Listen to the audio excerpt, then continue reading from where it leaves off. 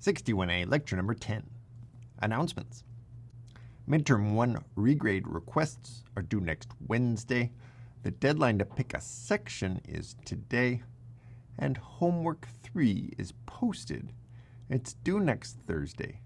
It's not really long, but I would strongly recommend that you try and work through these problems on your own for a while, even though it will be challenging to solve them on your own. This is a great time to learn about how to solve recursion problems by practicing on the homework.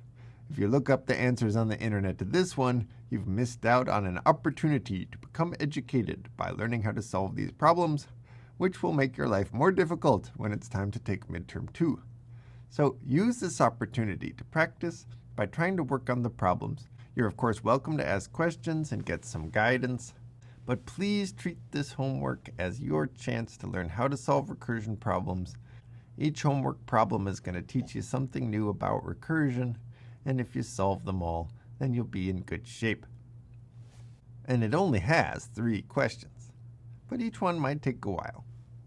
If you breeze through these 3 questions and you're looking for something else to do, we also have an optional contest starting now. And it's based on the A+ problem from midterm 1.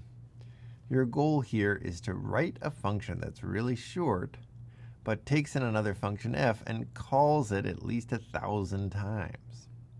Whoever writes the shortest function that can call f 1,000 times wins the contest.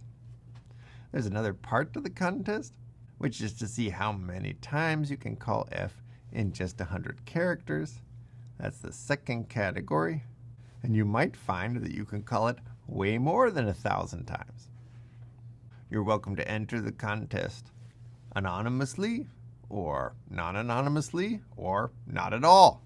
This is not worth any points. It's not going to affect your grade in the course, but it's just a fun thing to try if you've worked through the regular course material and you want to play around with something open-ended and challenging.